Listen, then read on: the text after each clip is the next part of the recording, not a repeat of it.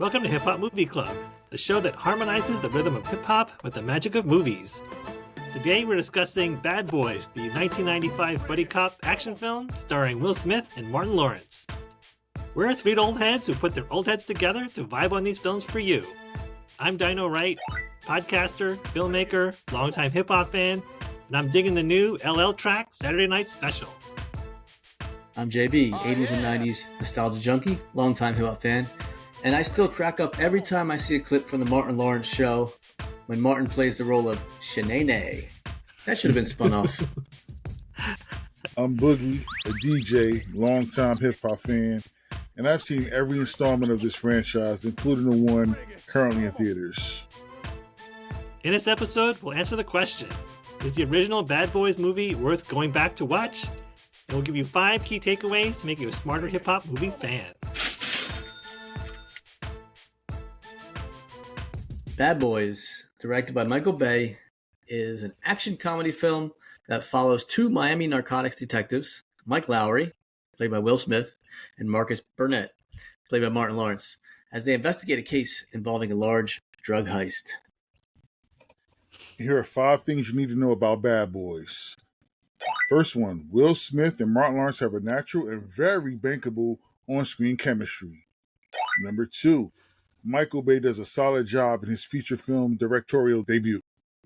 Number 3, part of the plotline feels like it is based on a typical Three's Company misunderstanding. 4, the movie is lower on the scale of hip-hop movies, but we still consider it a hip-hop movie. And the final one, Will Smith's career as an A-list blockbuster actor started with this film. Right on, Boogie. All right. We will dig right into Bad Boys, the original in this franchise. And let's talk a little bit about Will Smith and Martin Lawrence and their chemistry that they have, which, as you mentioned, very bankable because it's made hundreds of millions, if not into the $1 billion. They say it's going to make $1 billion. With this last movie, it'll crack $1 billion. There we go. So what is it about the chemistry between Will Smith and Martin Lawrence that's special? Boogie, what do you think? I mean, you look at the film and you see their interactions, and it feels like they feel like brothers. I mean, we talked about the chemistry between the leading cast in The Wood, but this is right up there. I mean, it's instant. It looks natural. They feed off of one another like very well, even to the point where, I mean, look, it's so realistic, and their personalities balance one another out. I mean, the jokes play off of one another, even when there's serious moments. They play off of one another. It looks very realistic, and it's just, I mean, here we are, the 4th one in the theaters right now. So, I mean, they're doing something right. Yeah. I mean, these are 2 guys that carried long-running sitcoms, very successful ones, Martin and Fresh Prince of Bel-Air. These guys are comedic geniuses, and, they play off each other very well. Like you said, they would appear very... It's natural for them to play buddies because it seems like they genuinely like each other. Data Right, want to add anything to that point as well? Yeah, 2 things. One is that even when they're yelling at each other, you never know if they're really yelling at each other or doing an act, and it's kind of funny to watch along the way. And one thing that struck me about this movie, because I hadn't actually seen this before, I only saw the 3rd one, but they say they love each other, and that's not something you really heard a lot in the 1990s among 2 men. You hear that more now. I think we've gotten more accepting. It's good. It's great. But that's not something you heard back in 1995. So to put that in also was really good to really show that they did care for each other as brothers and partners and sort of like frenemies when they put their good cop, bad cop act on. Yeah, that's a good catch. That's a good catch, though. With them showing they love one another. That's a great catch. I was reading that Will Smith was actually reluctant to say that line, and he battled with Michael Bay a little bit, and then he finally conceded, and it was great that he did, like you said. There was some very humorous parts, like, because of the different backgrounds.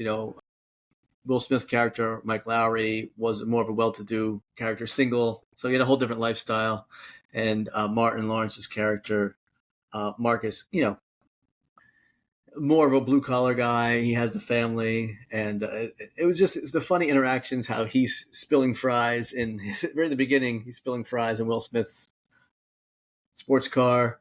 The way they actually turnabout in terms of the way they capture some of these bad guys, and the way they have success is almost like each time they're like kind of battling, they're ragging on each other and getting under each other's skin, and all of a sudden they distract the bad guys and end up on top.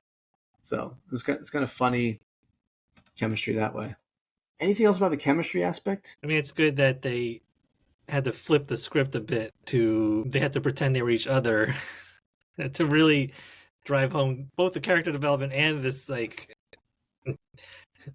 relationship they have, which like they bicker for effect, and they play for a lot of laughs. Yeah, we'll get into that in a little bit with the plot line.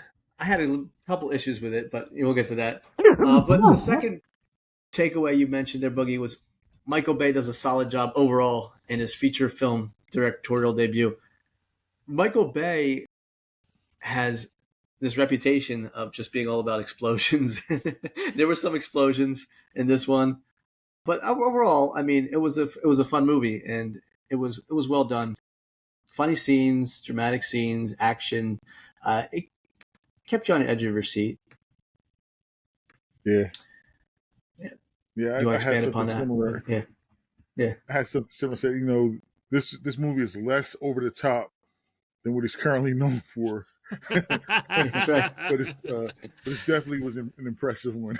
You didn't quite find the igniter yet. Yeah. Although, of course, when they like commandeer a truck, it's an ether truck, and there's these barrels of gas, and it just so happened to be that's what they had, right, to throw out on the back. And he really didn't go full Michael Bay explode-a-rama until the end. So. Right, exactly. Amazing restraint for any. I guess he did music videos before this, including a Vanilla Ice video. So there you go. But then he does Bad Boys, and then he does The Rock, and he does Armageddon. It's pretty good first three out of the gate for your feature films. I'd expect if you were to chart the number of explosions in each film, it just gets more. Yeah, until we get to his current day, persona, or at least his reputation for being an explosion. That's an director. impressive. That's a solid run though, between this, The Rock, and Armageddon. I love all three movies. Yeah, he definitely has a gift when he's not going super crazy with the explosions. Like he can actually do a really good movie. Yeah. The Rock was terrific. Oh man, I love The Rock. Such a great movie. Yeah, and Armageddon is one of those movies that I watch every single time I see it on, no matter what part it's on.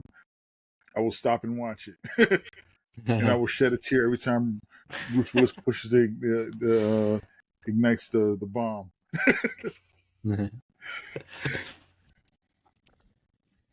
Yeah, some of the action scenes I really enjoyed too, like the scene in Club Hell, and then Marcus is spotted by the bad guys from up above, and Marcus is attacked in the bathroom. That the aquarium breaking, the other scene with the convenience store owner sticking them up, and the funny turn of events, and then they're like, "No, you freeze, back up and put the gun down, get me a pack of tropical fruit bubblicious and some Skittles." It was just silly, like some of the dialogue. Yeah, I like how he places those humorous lines in those serious situations. I love when that happens. It lightens it up, but I think that's what these movies have come to be known for. Especially this is where it all started with this one. Yeah, there's nothing like a well-timed like non sequitur after something like that. Yeah, go ahead, Don. Right, sorry. These kinds of things are the things that are missing from a film like State Property. there were no laugh lines at state property. Yes. There could have been. Yeah, There could have been. sure. That's one of the failings. Not to harp on state property again, but these kinds of jokes in films like this, we've seen this in Michael Bay films and Lethal Weapon films and all those kinds of like buddy cop films, and the tradition continues in a good way in this film. Like another one that struck a chord with me was after they broke into that wealthy house, and Marcus is real nauseous around the dead body that they discover, and he's really nauseous. And after that, Mike is teasing him, and then after they're about to leave, and Mike's like, "Let's go get burritos." It was just like, what? So it's like, how could you even think about that at that time? Silly things like that, make me laugh.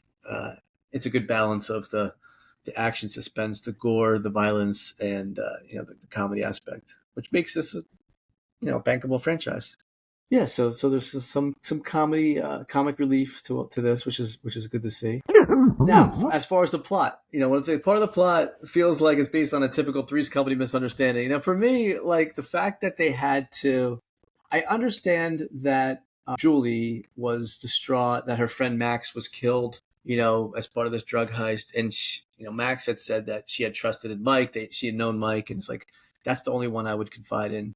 But the fact of the matter is, all right, well, he was unavailable at the time, and his partner, at some point I'm like, he couldn't just say that I'm Mike's partner, the thing just went on and on and on and on. And, for a fact that at some point you're like, okay, come on, the gig is up. But I would have thought Julie would have figured it out like within like 2 seconds, like, oh, you're not really Mike. Yeah. In fact, all the pictures in the house of Mike and Marcus, like, that's Marcus my partner. We do that. Is a fast talker, but really. All right. I mean, they did ramp it up for comedic effect, and it worked for some good laughs. But yeah, I love how you reference Three's Company. This was more of like a less of a misunderstanding, but more like a calculated lie to get the witness protected and get the justice. But I would say, as AB, as you're the charter member of the Larry Dallas Appreciation Society, I think that's right. The Three's Company thing was a really interesting touch to this. Yeah. I love Three's Company. I own the whole series on DVD still. I love. But the running joke is every episode's based on some sort of misunderstanding, and that one where the switched identities, it just seemed to linger on, and it was like, does it really make? Who cares at this point? It's like, I'm protecting you. It's fine. But then the other one that really took it another level, the misunderstanding, was when Marcus called. You heard Mike talking because Mike ends up staying at Marcus's house with the wife and the kids, and he thinks that he's cheating with her because he said something like, "Oh yeah, you can't get it in." Oh, okay, oh, hold on a second. There was something like sexual innuendos or double entendres, and I'm like, okay. Then he flips out and drives over there, based on just hearing a few words. Yeah, that was very much like John Ritter could have been climbing the house and then falling down from the flower pots. Yep, exactly. Yeah. And then Mr. Furley comes out with the ascot. Yeah. Yeah. He's just a mascot. Yeah. Shout out to Don Knotts. Man. That's right. Yes. But yeah, I mean, it was a little contrived, but I mean, okay, you go with it because it did lead to some funny scenes when Marcus is pretending that it's his home, and Julie has the dog there, and the dog's on a leather couch, and you can see Mike fuming inside. Like, okay, we're gonna do this now, right? Oh yeah, the dog. Marcus doesn't realize, he doesn't know where anything is in his own house. Yeah. I think that was probably the giveaway right there. Like, you don't know where things are in your own house. Like, yeah. That plus, like I said, all the pictures that were of Mike. Pictures, that's a little. Maybe Julie figured it out. Maybe he just figured it out and just going along with it. I think she did because when they finally did reveal it, she's like, "I knew it." And I think she said Yeah. something like that. Yeah. It's like Right. Santa Claus or something. Mhm. Although it begs the question. She started flirting with Marcus at the time. At that point, did she think it was Marcus or Mike? I don't know. But yeah, a little contrived. Overall, the movie is lower on the scale of hip hop movies, but we still consider it a hip hop movie. Donna Wright, why would you say we consider it a hip hop movie? I guess based on our definition. Well, first of all, it does star Will Smith, There we who go. got his start as a rapper, Yep. very successful one at that. And then there's a lot of hip hop in the soundtrack. And finally, this third piece is a little more debatable, but hip hop and film often go through these themes of like street level crime and glitz and glamour and um, drugs and guns. And so these overlapping elements, you could make an argument that because of these common themes, it's part of the hip hop film spectrum, I guess. But Will Smith alone, and we can get into the Mount Rushmore of rappers turned actors, but Will Smith is the real reason we're even watching this movie. Yeah, I couldn't have said it better. Yeah, absolutely.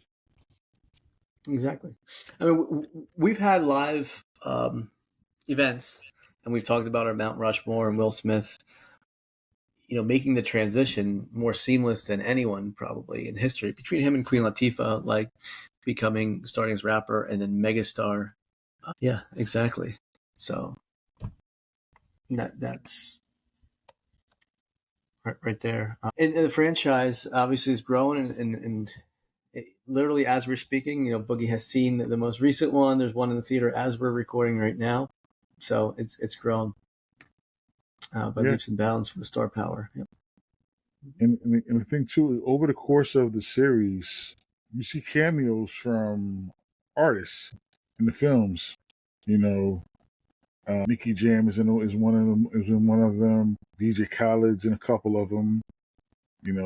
Like that. So even actual artists see the appeal of the film and the correlation between hip hop and this film, as Dinah Wright eloquently explained. And then one of our final takeaways was then about Will Smith specifically. I mean, his run to dominance at the box office really started with this film. This was his first big feature film that made a lot of bank. Yeah, I remember doing the research on him when we did our live events, and he had a small film he didn't even have a major role in 1992 called Where the Day Takes You. But in 1995 with Bad Boys, this hit it big and put him on the map as a megastar. Right. Yeah. Mm-hmm. Think about this run, even better. Bad Boys in 95, 96 Independence Day, 97 Men in Black. Boy, Your first three blockbusters are those three movies? Wow. Right. And Bad Boys better than the last. Yeah. Yeah. And Bad Boys and Men in Black, two of those three kick off a franchise with multiple sequels. Yeah. Exactly. But yeah, I mean, I remember running down the list shortly after Men in Black, Enemy of the State, Wild Wild West, Ledger of Bagger Vance. Those weren't as huge, but then to play Muhammad Ali in a feature film. I thought he was great as Ali. Yeah. Yep. Absolutely. Yeah, he was great in Ali. Yep. Men in Black 2 would come out in 2002. Bad Boys 2 comes out in 2003. A series of other movies, and then, it builds from there. I, Robot, Hitch, Pursuit of Happiness, I Am Legend. Yeah. So on and so forth. Yep. Yeah. And he's got I Am Legend 2 is in pre-production right now. I Am Legend 2. Yeah, pre-production. So yeah, he's man. I think the biggest grossing film was Aladdin because the connection with Disney, like that, people forget about that one being such a blockbuster, but that was in 2019. He was great in Aladdin too. I love him in Aladdin. Great movie. I watched that movie so many times with my son. He loves it. Absolutely loves it.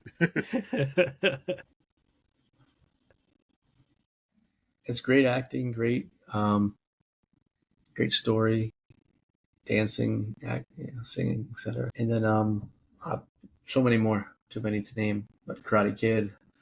I really enjoy Concussion too. Will Smith's so versatile with the roles that he plays. I haven't seen King Richard just yet. Have you guys seen King Richard? I have not seen King Richard yet. No. It's on my list. Won an Oscar for it, right? That's the one he won the Oscar for? I think so. That prompted the slap heard around the world. I think when he was on the stage. Which he seems to have recovered from now. That's good. Yeah. I saw an article today. They said it was talking about his marketability, and they're saying that because of the success of the current run of Bad Boys Ride or Die, that Sony is considering for the role in one of their upcoming sci-fi films. It's supposed to be like another mega blockbuster. Forgot the name of it, but it's apparently based off of a book, I believe. But yeah, it's supposed to be a mega blockbuster, and it's coming soon. Well, actually, it's rumored that he's going to be in it, but yeah, definitely consider him for the role. So I was like, well, that slap didn't affect much. Yeah. It seemed like it did for a second, and then everybody just kind of moved on past it. Like, all right, because I mean, it even halted Bad Boys for a second, but picked right back up, and also I saw that he's also in pre-production for Planes, Trains, and Automobiles. I don't know how that's going to go, but I'll go watch it. It's Will Smith. Yeah. Yeah. So yeah, I mean, big hit started with this one. You guys have any more tidbits you wanted to mention about Bad Boys that you had observed when going back to watch it or rewatch it? Yeah, I like the John Sally cameo. I was going to mention that one. Yeah, as a sports fan, I caught that. I was like, is that John Sally? Yeah. Fletcher. And then I'm wearing a Los Angeles Kings jersey because Marty McSorley, one of Wayne Gretzky's enforcers, was also in the movie. He played the henchman who gets interrogated and gives up Fouché. So there you go. And Tay Leone and I have the same birthday. Oh, there we go. Oh, nice. Yeah. There's like the three movies that I love her in. This movie, Fun with Dick and Jane, and Jurassic Park 3. Completely different movies, completely different roles, but I love her in all three of them. And I noticed Michael Imperioli in this one played the role of Jojo, the young tire guy. He was in Chris in Sopranos. Yep. Tony Soprano's was it his nephew or his cousin? But I remember him. Yeah, he was a piece of work in that series. I'm trying to look at other notable cameos. Those are some of the key ones. It brought back a memory of Hard Copy. There was one line where he said, "I should turn you into Hard Copy." Remember that, Joe? Yeah. If you know, you know. Yeah. Oh man. Oh, the funny thing that I was cracking up at was the police chief or the head investigator, their boss, shooting mad Captain Howard. Oh, he was shooting mad air balls, and it was like so random. It was like Shaq trying to shoot 3-pointers or something. I was just like throwing them over the backboard. Yeah, not even close. Yeah, I love his character. Yeah, I love his character throughout the series. He's funny. Joe Pantoliano is good in anything. Joe Pantoliano, yeah, he had me cracking up. It was like the kind of like the New York accent, and they're down in Miami. He brought the toughness down there. He's like the '90s Bill Burr. Kind of like Pat Riley going from the Knicks to the Heat or whatever, Lakers, the Knicks, the Heat, whatever. So I was wondering as I was watching this, and that they're down in Miami, and I thought of Will Smith's "Welcome to Miami" song. Do you guys recall, was that made for one of the Bad Boys sequels, or was it just totally a standalone song? I thought that came later. Yeah, it did Yeah, come later, but I didn't know if it was affiliated with any of the films. I don't think it I was. think it was a standalone. Yeah, Pretty sure it was a standalone. right. Just happened to be, you know, 'Cause that was Miami as a setting. That was from his. That was from Big Willie Styles. Big Willie Style, A yeah. couple years after. Yeah, Right. that was off the album. Yeah, I forgot that that was his first solo album. Wow. That song was released in 97. Yeah. Yeah. This film was from 95. Yep. Yeah, and so it was even before the sequels would come out. Yeah. So. The 90s have become a blur. Oh Mhm. no. This is bad. This is not good. that was a fun video though. Yeah. Yeah. I mean, it's all in our heads now. Yeah. Go to my. Bienvenido a Miami.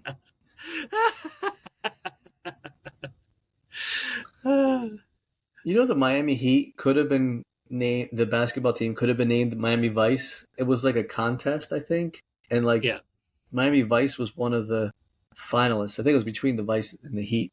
I Mhm. almost think it would be cool to have them called the Vice. I mean, they actually do those throwback uniforms, those alternate uniforms, and they have Yeah. like those. Bright colors, Black and Themes, yeah, Like 80s, really- 80s colors. Teal. Yeah, yeah. I love their jerseys when they do that. That's pretty cool, yeah. It made me think of Crockett and Tubbs and like, where was Uh-huh. you should have had Philip Michael Thomas in this. Where's Philip Michael Thomas? I mean, have a cameo, have them as like older detectives or something. Yeah. Yeah, that would be funny. You know that Will Smith drives the 911 in this Porsche 911 in this film. It like very, very fits in well with. Yeah, was it Don Johnson had a Ferrari? I think White Mhm. Testarossa, right? Yeah, There's a lineage there, is what I'm saying. Yeah, Uh-huh. tied in. and he stays with those the fancy sports cars throughout Mhm. the movies too. It's Yeah. like, what the heck? Trust fund baby. Yeah, Mhm. Yeah, right. Can't afford $100,000 them in 1995. Yeah, it's true. So we went back to the OG of the Bad Boys. You want to go around and give our ratings? Sound good, fellas? All right. So, Bring that funky flick back. Boogie, 4, Bad Boys, the original from 1995. Bring that funky flick back or leave it in the vault. I think it goes without saying for me. Bring that funky flick back. 908, Bad Boys. Bring that funky flick back or leave it in the vault. Bring this funky flick back. And as for me, I will also say bring this funky flick back. It was an enjoyable ride. Yes.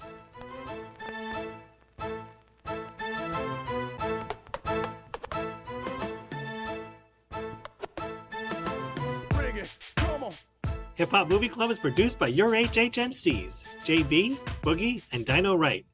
Theme music by Boogie. Whether you're listening to the podcast or watching us on YouTube, please give us a follow. It's a real power up for us. Thanks for tuning in. And remember, don't hate, operate.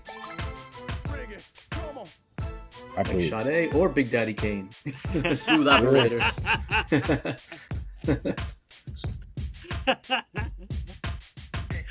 I like both of those songs. They're both Really great. classics. They're both great. Both great.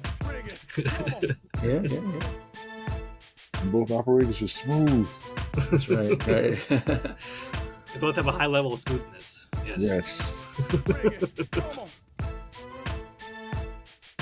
I always love Coast to Coast, LA to Chicago. That could be used everywhere.